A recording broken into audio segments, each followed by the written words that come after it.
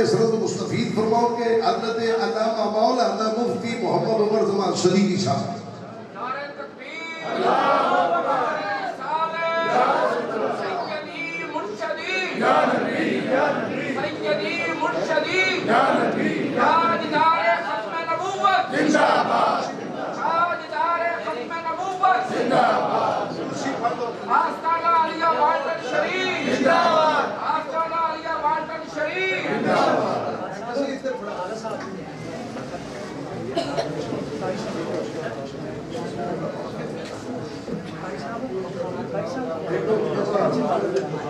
کشمیر دیکھ رہا ہے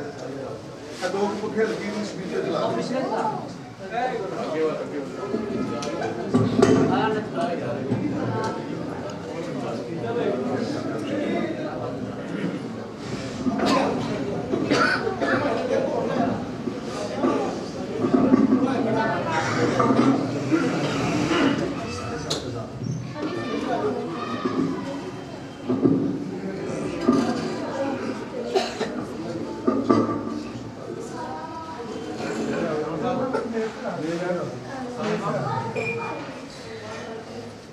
الحمد للہ والصلاة والسلام علی حبیبہ وعلی آلہ واصحابہ واحبائہ اجمعین اما بعد فاعوذ باللہ من الشیطان الرجیم بسم اللہ رب زدنی علما صدق اللہ العظیم مولاي صل وسلم دائما ابدا على حبيبك خير الخلق كلهم بلغ الأولى بكماله كشف الدجى بجماله حسنت جميع خصاله صلوا عليه وآله بعد حمد و صلاۃ معزز و محترم حاضرین و سامعین کرام، آج انتہائی مسرت اور خوشی کا موقع ہے کہ ہم آج جس محفل میلاد مصطفیٰ صلی اللہ علیہ وآلہ وسلم میں حاضر ہیں وہ ایک عظیم مقصد کے افتتاح کے موقع پر انعقاد پذیر ہے، اور وہ مقصد میلاد والے آقا کے دین کی ترویج و اشاعت کے لیے فاروق آباد کی سرزمین پر ایک اور دین اسلام کا چراغ روشن ہو گیا ہے۔ میں محلہ اسلام پورہ کو بالخصوص اور اہلیان فاروق آباد کو بالعموم مبارکباد پیش کرتا ہوں، اور اس سے بڑھ کر اس کا افتتاح خانوادے رسالت مآب علیہ السلام کی ہی خوشبو زینت السادات مخدوم المشائخ قبلہ حضرت صاحبزادہ والا شان الحاج پیر سید محمد ذی شان المجتبیٰ ضیاء الحسن شاہ صاحب دامت برکاتہم العالیہ، جن کے زیر نگرانی پہلے بھی ملک بھر میں بہت سارے ادارے کام کر رہے ہیں، اور ان کے دست مقدس سے آج ایک اور دینی ادارے کا افتتاح ہونے جا رہا ہے۔ اس کے پس منظر کو جناب محترم مستانہ صاحب انہوں نے بیان کر دیا ہے کہ الحمدللہ جس طرح اس ادارے کا قیام عمل میں آیا، وہ منتظمین کی اور ان کی کاوشیں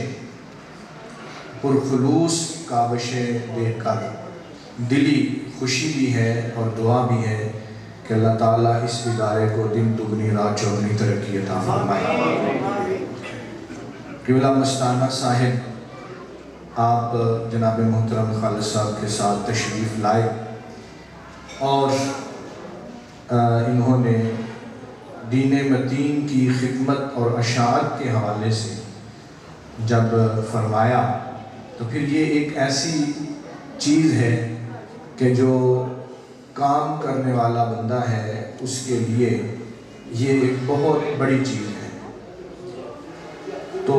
الحمدللہ شہر میں پہلے بھی جیسا کہ آپ کو معلوم ہے مختلف مقامات پہ یہ سلسلہ جاری ہے، لیکن آپ نے دین اسلام فکر رضا کی بات کی تو پھر نہ نہیں ہو سکی، اور اللہ تعالیٰ کی بارگاہ میں بھی عرض کی گئی اور حضور کی بارگاہ میں استغاثہ بھی کیا گیا کہ یقیناً مدد ہوگی تو انشاءاللہ یہ سلسلہ چلتا رہے گا۔ یہ ادارہ طالبات کے لیے بنایا گیا ہے، تو اس کی خصوصیت اس حوالے سے بھی ہے کیونکہ عورت کا جو کردار ہے معاشرے کے اندر بگاڑ اور سنوار میں یہ ایک ریڑھ کی ہڈی کی حیثیت رکھتا ہے، کیونکہ عورت سنورتی ہے تو نسلیں سنور جاتی ہیں، اور آج کے پرفتن دور میں اشد ضرورت ہے کہ ہم اپنی عورتوں کو دین کی طرف لے کے آئیں، کیونکہ حدیث پاک میں بھی آتا ہے کہ ماں بچے کی پہلی درسگاہ ہے،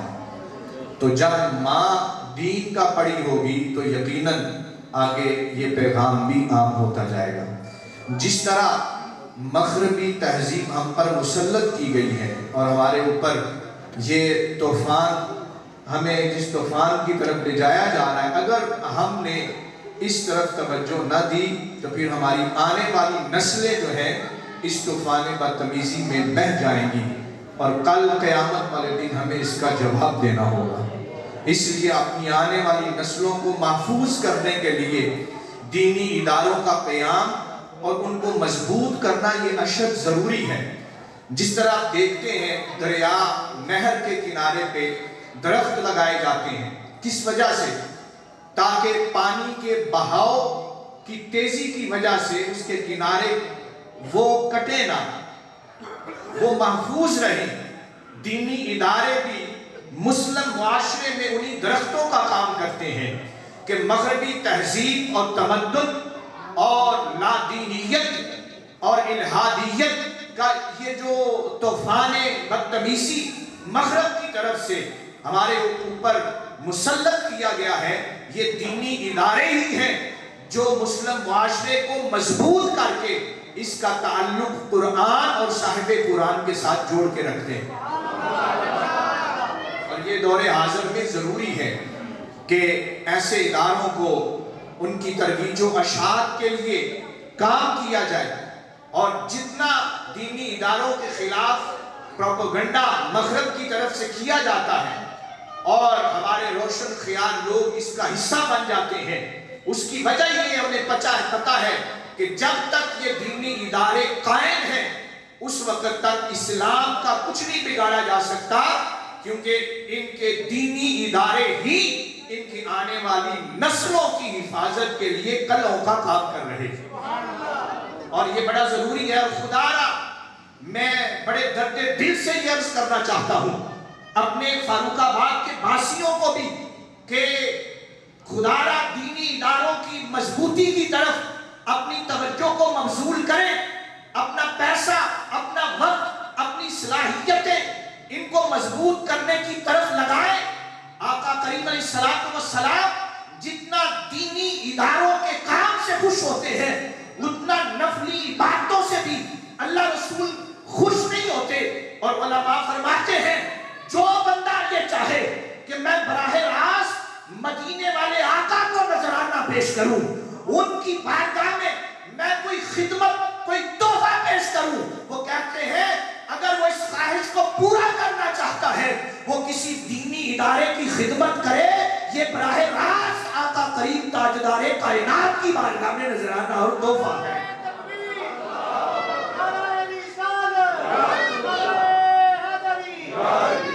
تو میں خدا را یہ ہاتھ جوڑتا ہوں کہ آئیے واپس پلٹ آئیے،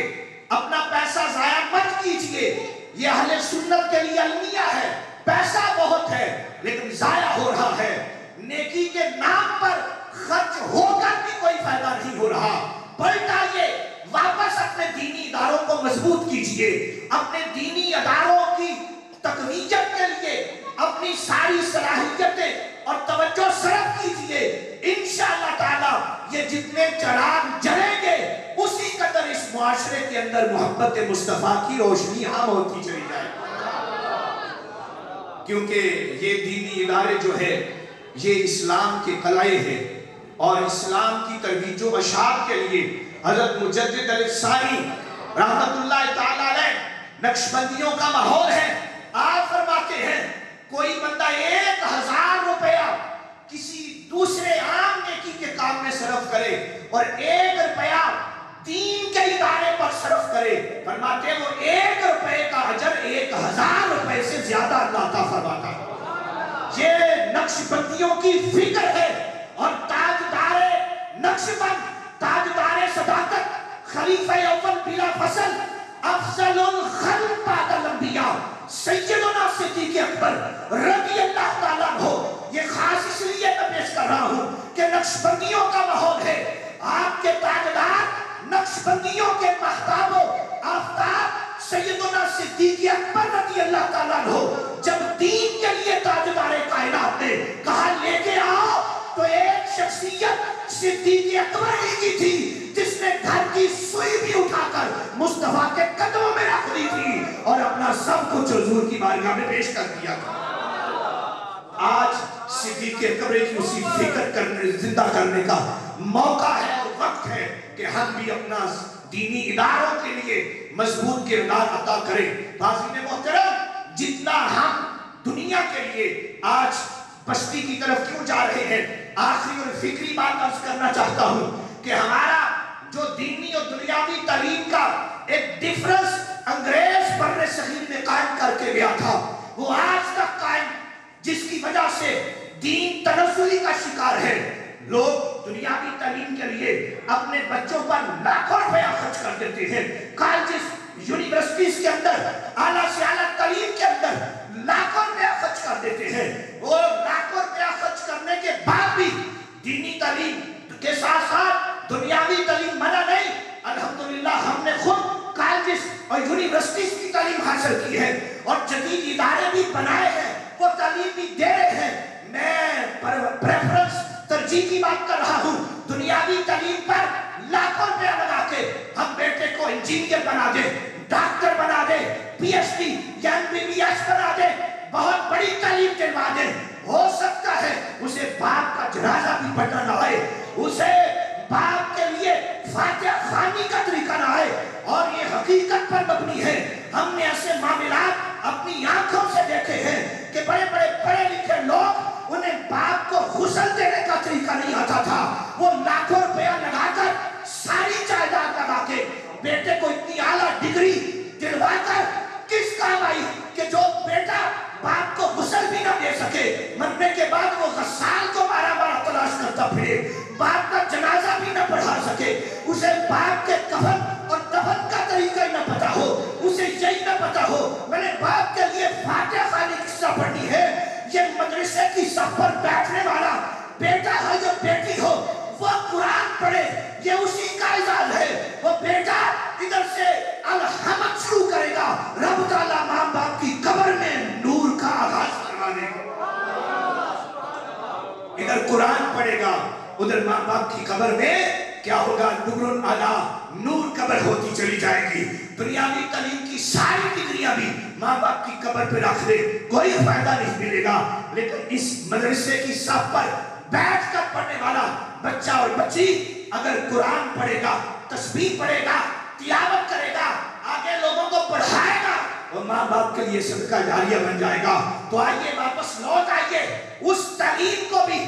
کم از کم اتنی تو ترجیح دے کہ جہاں بیٹا ڈاکٹر بنا ہو وہاں حافظ قرآن بھی ہو، جہاں بیٹی ڈاکٹر بنی ہو وہاں حافظہ قرآن بھی ہو، جہاں وہ کمپیوٹر جانتی ہو وہاں وہ قرآن پاک کا ترجمہ و تفسیر بھی جانتی ہو. تو انشاءاللہ ماں باپ کے لیے دنیا میں بھی باعث عزت و افتخار ہوگی، قیامت والے دن بھی ماں باپ کے سر کا تاج بننے کے لیے وہ وجہ بن جائے گی.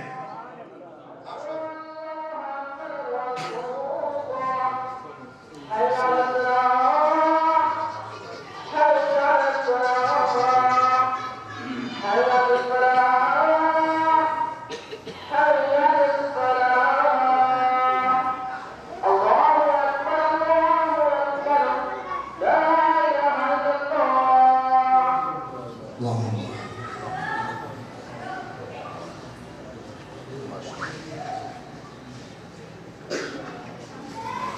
اللہ تعالیٰ مجھے اور آپ سب کو دین کے لیے کام کرنے کی